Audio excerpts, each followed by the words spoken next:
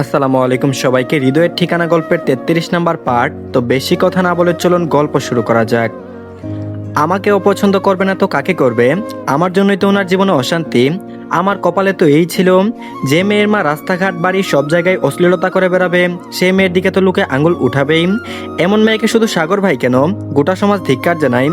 একটা সময় যার পিতা নিয়েও কনফিউশন ছিল, সেই মেয়েকে সাগর ভাই ভালোবাসবে কেন? তার জন্য তো অবহেলা অপমানই ঠিক আছে। তারপর আবারও হাঁটুতে মুখ গুজে বিড়বিড় করে বলল, খুব বেশি ক্ষত হয়ে যেত মাম্মা যদি ভালোবেসে আমার বাবার সাথে সংসারটা করে যেতে। ভালোবেসেই তো বিয়ে করেছিলে, তাহলে কেন আমার বাবার মতো সহজ সরল মানুষটাকে ঠকালে? তোমাদের পাপের বোঝা কেন দিন দিন আমার উপরে ভারী হয়ে পড়ছে? আমি তো কোনো দোষ করিনি, তাহলে আমার উপর শাস্তি কেন পড়ছে? এই সমাজের মানুষগুলো শুধু পরনিন্দা করতেই জানে, একটা কাণ্ড ঘটাতে পারলেই হলো 14 পুরুষ থেকে বলা শুরু করবে। চোখ বন্ধ করে নিল উষা, ডুব দিল 7-8 বছর আগের দিনগুলোতে। তখন সবেমাত্র পঞ্চম শ্রেণীতে উঠেছে। তখনই মায়ের সাথে শেষবারের মতো রাশিয়ায় পাড়ি জমায় উষা। তখন জানতো এটাই বুঝি তার শেষ রাশিয়া ভ্রমণ। ফাতিহা একজন খ্রিস্টান ছিলেন, কিন্তু নাহিদ ভুঁইয়ার সাথে সম্পর্ক গড়ে তোলার পর পরিবার সহ বাবা মা এবং ভাইকে নিয়ে ইসলাম ধর্ম গ্রহণ করেন। রাশিয়ার স্থায়ী বাসিন্দা হলেও আর্থিকভাবে অনেক বেশি অসচ্ছল ছিলেন তারা। নাহিদ ভুঁইয়ার সাথে সম্পর্কে জড়ানোর আগেও আরও অনেকের সাথে সম্পর্কে জড়িয়েছেন তিনি। অনেক ক্ষেত্রে অ্যাবরেশনও করিয়েছেন। কিন্তু নাহিদ ভুঁইয়া তখন খ্রিস্টান ধর্মাবলম্বী মেরিনা ইনাম অ্যাডামের প্রেমেই এতটাই মজা ছিলেন যে পরিবারের বিরুদ্ধে গিয়ে সম্পর্ক টিকিয়ে রাখেন। মেরিনার প্রতি তার ছিল অগাধ বিশ্বাস, একেবারে অন্ধবিশ্বাস যাকে বলে। এক পর্যায়ে মেরিনা ইসলাম ধর্ম গ্রহণ করেন এবং মেরিনা ইমন অ্যাডা থেকে ফাতিহা জারিন হয়ে যান। নাহিদ ভুঁইয়ার পাগলামির কাছে হার মেনেছিল পুরো ভুঁইয়া বাড়ির সকলেই। অবশেষে সকলেই ফাতিহার সৌন্দর্য ও আচরণে মুগ্ধ হয়ে তাকে মেনে নিতে শুরু করেন। বিদেশি কালচারে বড় হওয়া মেয়ে খুব সহজেই বাঙালি কালচারে নিজেকে মানিয়ে নিতে শুরু করলো। সবার মধ্যেই ধারণা হতে থাকে, যেহেতু ইসলাম ধর্ম গ্রহণ করেছে আর নামাজ রোজাও করে, তাহলে নিশ্চয়ই অতীতের মতো উচ্ছৃঙ্খল চলাফেরা হয়তো করবে না, নিজেকে পরিবর্তন করে নেবে। নাহিদ ভুঁইয়ার পাগলামির কাছে হার মেনেছিল পুরো ভুঁইয়া বাড়ির সকলেই। অবশেষে সকলেই ফাতিহার সৌন্দর্য ও আচরণে মুগ্ধ হয়ে তাকে মেনে নিতে শুরু করেন। বিদেশি কালচারে বড় হওয়া মেয়ে খুব সহজেই বাঙালি কালচারে নিজেকে মানিয়ে নিতে শুরু করলো। সবার মধ্যেই ধারণা হতে থাকে, যেহেতু ইসলাম ধর্ম গ্রহণ করেছে আর নামাজ রোজাও করে, তাহলে নিশ্চয়ই অতীতের মতো উচ্ছৃঙ্খল চলাফেরা হয়তো করবে না, নিজেকে পরিবর্তন করে নেবে।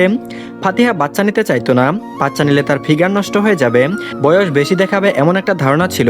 নাহিদ ভুঁইয়ার অগোচরে একবার অ্যাবরেশনও করান তিনি। বাচ্চা নিয়ে এবং অ্যাবরেশন করা নিয়ে নাহিদ ভুঁইয়া আর ফাতিহার সম্পর্কের অবনতি হচ্ছিল দিন দিন। অজানা কারণে ফাতিহাকে অসহ্য ঠেকত।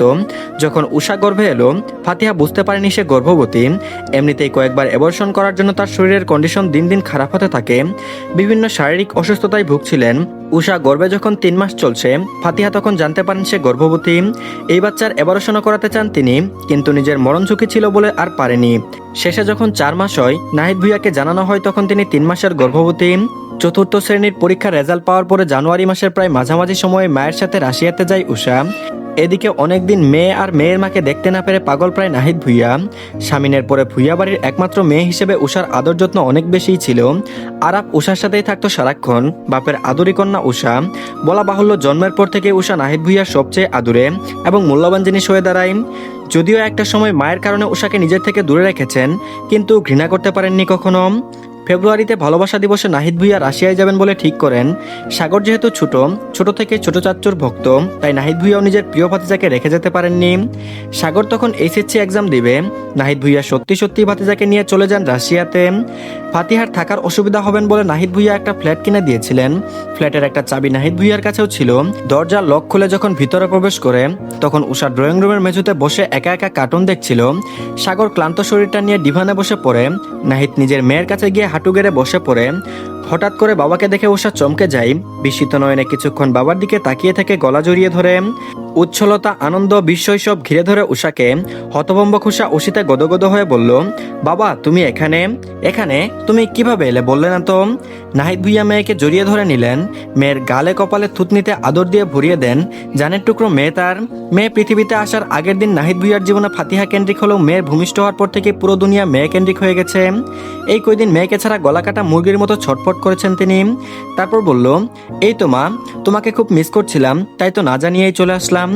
তারপর উষার পেছনের দিকে আঙ্গুল দিয়ে ইশারা করে ডিভানে বসে থাকা সাগরকে দেখিয়ে বলল, আমি একা না মা, দেখো তোমার বড় ভাইয়াও এসেছে। উষা বাবার দৃষ্টি অনুসরণ করে চাইল পিছনে। সাগরকে দেখে উষার খুশি যেন আরো দ্বিগুণ বেড়ে গেল। বাবার হাতের বন্ধনী ছড়িয়ে উঠে পড়লো সঙ্গে সঙ্গে। সাগর মুচকি হাসি দিয়ে বলল, আরে বুসি, পড়ে যাবি তো। উষা বলল, আহা আমার জামাই এসেছে। মাম্মাম দেখেছো তোমার মেয়ের জামাই এসেছে। সাগর রাগলো না, অন্য সময় হইলে হয়তো রেগে যেত, কিন্তু এমনিতে কতদিন পরে উষার চাঁদ মুখখানা দেখলো সে। অমন মায়াবী সুশ্রী মুখের দিকে তাকিয়ে রেগে থাকা যায় নাকি। উষার মাম্মাম ডাকার সাথে সাথে ফাতিহার কথা মাথায় আসে। মেয়েকে মাঝপথে থামিয়ে দিয়ে নাহিদ বলল, তোমার মাম্মাম কোথায় মা? দেখছি না তো, এখানে একা একা বসে খেলা করছিলে। উষা বাবার প্রশ্নে মাথা দুলিয়ে বলল, হ্যাঁ বাবা, জানো আমার না একটা খুব ভালো আঙ্কেল আছে, প্রতিদিনই আমাদের বাসায় আসে, আমাদের সাথেই থাকে, আমাকে অনেক চকলেট দেয়, মজা দেয়। ওই তো মাম্মাম ওই আঙ্কেলটার সাথে শুবার ঘরে গেছে অনেকক্ষণ হলো। নাহিদ ভুইয়ার সাথে সাগরের কপালেও ভাঁজ পড়ল। কোনো পরপুরুষ থাকবে কেন এই ফ্ল্যাটে? সাগরের ষষ্ঠ ইন্দ্রিয় খারাপ ইঙ্গিত দিচ্ছে। আর কেউ না জানলেও সাগর খুব ভালো করে জানে উষার মায়ের চরিত্র সম্পর্কে। কতবার তাদের বিজনেস পার্টনারদের সঙ্গে রেস্টুরেন্টে দেখেছে হিসেব আছে। সুনামধন্য ব্যবসায়ীর সাথে প্রেমের গুঞ্জন ছড়িয়েছে। উষা না হয় ছোট, যা বললো সে তা বুঝতে পারেনি, কিন্তু সাগর একজন অ্যাডাল্ট ছেলে, সে তো বুঝে। নাহিদ ভুইয়া আর চোখে তাকালেন একবার ভাতিজার দিকে, মুখে মেকি হাসি ফুটিয়ে তুলে বললেন, বাবু তুই এখানে বোনের সাথে বস, আমি ভিতরে দেখে আসছি। নাহিদ ভুইয়া আরো কিছু বলার আগে বেডরুম থেকে নারী আর পুরুষের উচ্চস্বরে হাসির শব্দ কানে আসলো। সাগর দেরি করলো না, সেও বলল, আমিও তোমার সাথে যাবো চাচ্চু। নাহিদ ভুইয়া প্রত্যুত্তর করতে পারলেন না। জীবনের প্রতিটি পদক্ষেপ তিনি সাগরকে সঙ্গে রেখেছেন, একটু বেশি আদর করেন কিনা। নাহিদ ভুইয়া নিঃশব্দে মেয়ের মাথায় হাত রাখলেন, আদুরে গলায় বললেন, আমার আম্মা, আমার কলিজার টুকরা, আমি আর ভাইয়া যতক্ষণ বাইরে না আসবো তুমি কিন্তু ভিতরে যাবে না, কেমন? উষা মাথা নাড়ালো, মানে সে যাবে না। আর এদিকে নাহিদ ভুইয়া দরজা খুলে ভিতরে প্রবেশ করতেই তাজ্জব বনে যায়। বুকের বা পাশটায় মুচুর দিয়ে ওঠে। অনেক বেশি বিশ্বাস করা আর নিজের ভালোবাসার মানুষকে, নিজের বৈধ স্ত্রীকে পরপুরুষের সাথে অন্তরঙ্গ মুহূর্তে দেখে হৃদয় কেঁপে ওঠে তার। বুকে সূক্ষ্ম ব্যথার জন্ম দেয়, দম বন্ধ হয়ে আসে, ক্রোধ আর ঘৃণায় সারা শরীর রিরি করে ওঠে।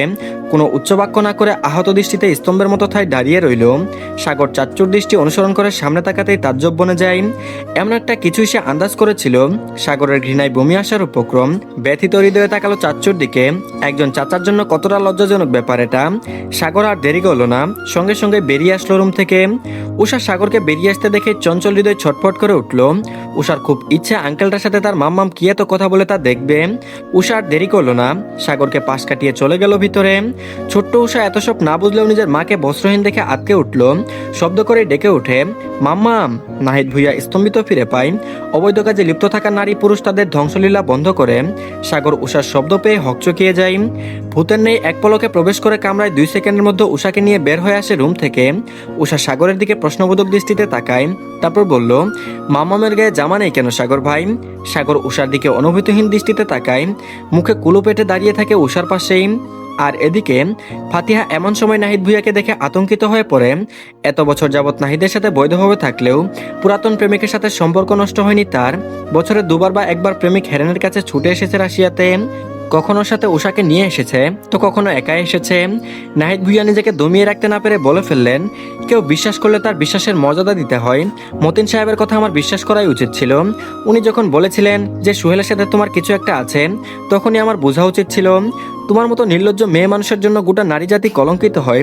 এই জীবনে তোমার এই ঘৃণ্য আর পাপিষ্ঠ চেহারা আমাকে দেখাবে না। তোমার মতো প্রস্টিটিউটকে আমার ঘরে তোলাই ভুল ছিল।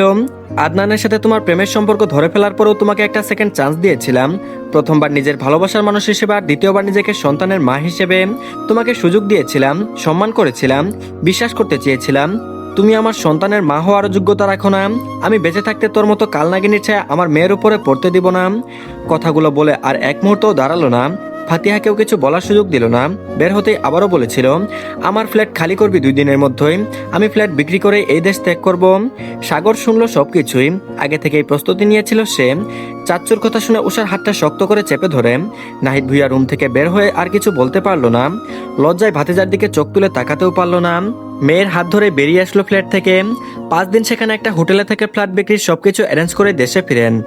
আর এদিকে দেশে আসার পর থেকে উষাকে শুধু এতটুকুই বলা হতো আজকে থেকে তার মা নেই, মারা গেছে। প্রথম প্রথম সব ঠিক থাকলেও আস্তে আস্তে যখন মানুষ জানাজানি হতে থাকে যে নাহিদ ভুঁইয়া তার স্ত্রীকে ছেড়ে দিয়েছেন, তখন ওই ঝামেলাটা হয়। নাহিদ ভুঁইয়া ডিভোর্সের কাগজও পাঠিয়ে দেন। তিনি ভেবেছিলেন সব ঝামেলা মিটে গেছে, রাশিয়ার কথা রাশিয়াতেই চাপা থাকলো। সাগর, উষা, নাহিদ ভুঁইয়া ছাড়া কেউ আসল কারণটা জানেন না, যদিও বাকিরা কেউ কারণ জানতেও চায়নি। সবার একটাই নিজস্ব আইডিয়া ছিল। ডিভোর্সের কিছুদিন পার হতেই সোহেল রহমান নিজে যেচে ভুঁইয়া বাড়িতে আসেন। 2-1 বছর আগে তাকে এক প্রকার ঘাড় ধাক্কা দিয়ে বের করে দিয়েছিলেন ভুঁইয়া বাড়ি থেকে। ওনার আসার ইচ্ছেই ছিল আরেকবার গন্ডগোল পাকানো। তিনি এসে সকলকে কথা শোনাতে থাকেন, একে একে ফাতিহাকে জারিনের সমস্ত কুকর্ম বলা শুরু করেন। এমনকি রাশিয়াতে ঘটে যাওয়া ঘটনাও শুনিয়ে দিলেন। আবার নিজের মুখে এও স্বীকার করলেন যে বর্তমানে সোহেলের সাথে একটা ভালো সম্পর্ক তৈরি হচ্ছে। এ পর্যায়ে এও বলে ফেললেন, আপনার স্ত্রীর তো পরপুরুষের সাথে রাত কাটিয়ে অভ্যস্ত, আদতে জানেন তো উষা আপনারই সন্তান কিনা? যতটুকু জানি উষা গর্ভে থাকাকালীন এবং আগেও আদনানের সাথে একটা সম্পর্ক ছিল ওনার।